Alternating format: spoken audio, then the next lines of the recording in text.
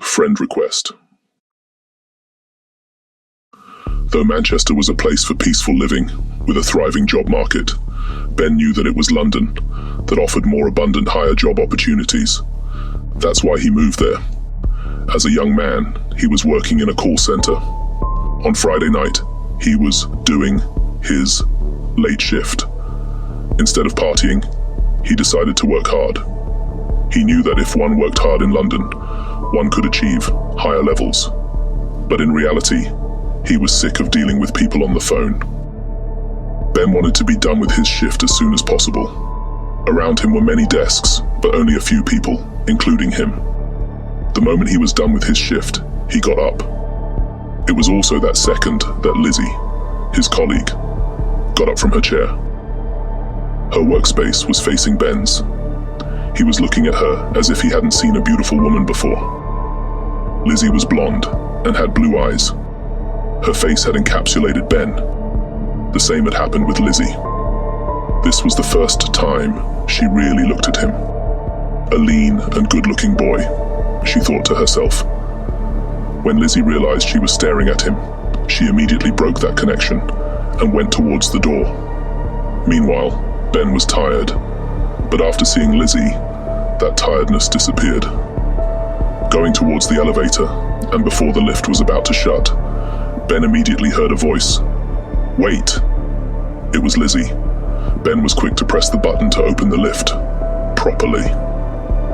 When he saw Lizzie getting in, his heart started to beat. Thank you, she said. Ben just nodded his head. After a moment, he conjured up the audacity to ask her, "Are you free tonight?" Lizzie was surprised by this question, but her face was blank. Turning her head, she then smiled at him. And so, it began. Later that very night, she was in Ben's apartment. Both had started to make out. Ben was feeling happy, but little did he know how things can change so quickly. On Monday, he was shocked when he had gotten to know that Lizzie had left her job. He tried calling her, but her number was now unavailable. For the next 6 months, he still wondered and missed her. Even when he was promoted to manager because of his hard work, no one could tell him where Lizzie had gone. Ben's schedule had gotten lighter because of delegation. During Fridays, he would now leave early. One of these days, as he had left early, he went to his apartment. Ben now was into watching movies to keep busy, and that's what he did on Fridays mostly. But that day, he got to know that a new neighbor had moved in. Her name was Alice, and no doubt, she was gorgeous. Just like Lizzie, Ben was encapsulated by her beauty. He said to himself it was time to forget about Lizzie. Now, deep inside him, he wanted Alice. He was surprised one day when she knocked his door. Opening it, Ben saw that Alice was holding an Amazon parcel.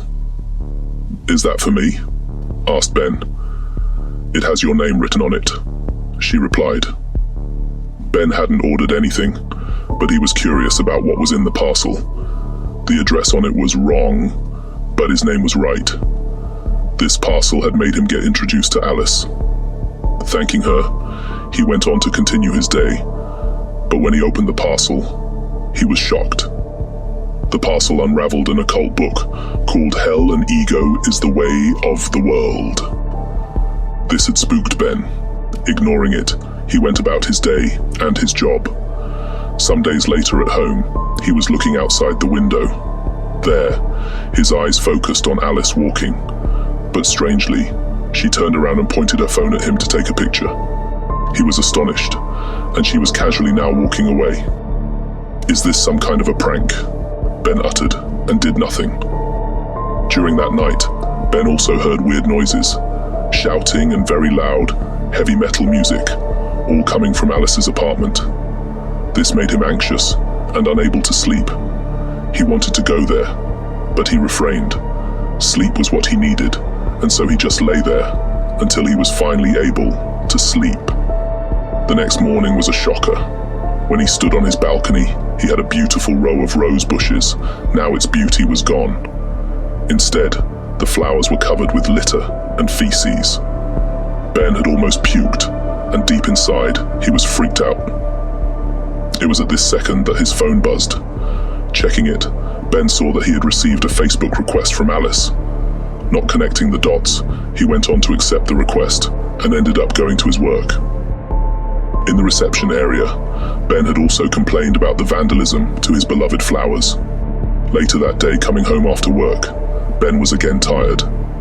Whenever he went to sleep, he received a phone call from an anonymous number. It seems to be happening all the time now.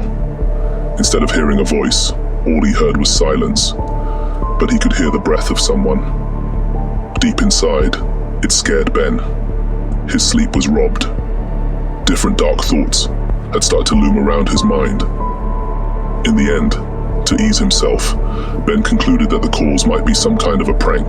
The next day, Ben was even more baffled when his boss, Andrew Smith, cornered him to convey some news.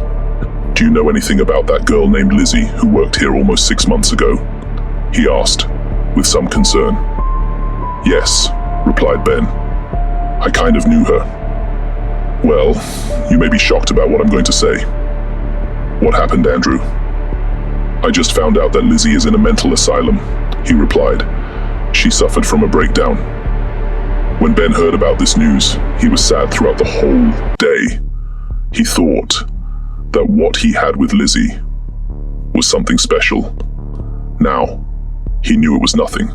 Still, he prayed for her and focused on good things so that he could focus on his job during the day.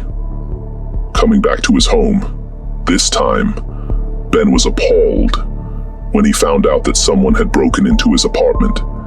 He just couldn't believe that a dead cat was lying at his door while everything inside was broken.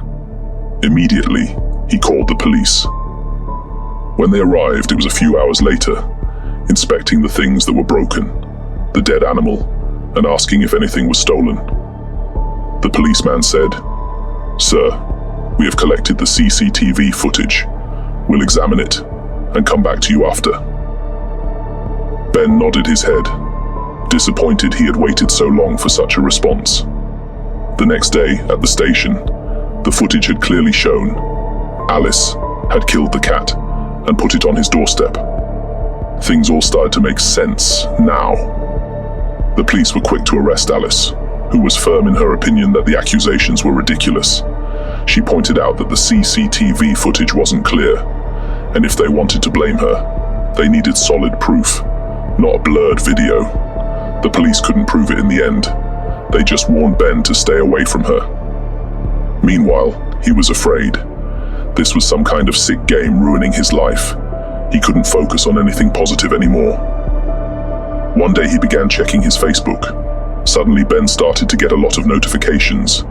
He was baffled when he saw that his account was hacked. Fear struck him when he saw that someone had posted through his account the CCTV footage of someone killing the stray cat at his door. But on the post, it read, "I hate cats." After it, there was a smile emoji. Ben was quick to check the drawer of his side table beside his bedroom, and to his surprise, all his scribbled passwords on a page were taken out. He was sure that it was Alice that had stolen his personal data. Meanwhile, the video that was posted from his Facebook account, declaring that Ben loved a stray cat being killed, had now obliterated his reputation. The video had gone viral, while Ben was now getting death threats and all the abuse in the world. It had totally destroyed him, while his fear now was suddenly at its limit. Ignoring the hateful comments, Ben quickly searched Alice's Facebook page. Again, he was astonished when he saw Lizzie's photos on her profile. He discovered Alice was her sister. Ben finally had the courage to confront his evil neighbor. Straight away, he knocked on Alice's door. When she opened the door, she smiled. Alice knew all too well how Ben was feeling. "This is how my sister felt," she shouted at him. "What are you even talking about?" replied Ben. "You ruined her life, you fool. Lizzie was happily married and you slept with her. Unable to control her guilt, my sister had a nervous breakdown. You were the reason behind it and why she is in a mental asylum," replied Alice. "I didn't know that she was married," said Ben. "If I knew, I wouldn't have slept with her. Well, the whole world thinks that I'm some psycho, but in reality, you are that person. I want to destroy you until you take your own life. Then I will stop. You are crazy, aren't you? Spoke Ben with bloodshot eyes. There's a reason I moved next door to you, said Alice. I wanted to stalk you and make you suffer. Ben knew that he couldn't harm her, only that he would be the one who had to face the repercussions of her actions, as he couldn't prove her crimes. Turning his back, he ended up shutting the door of his apartment.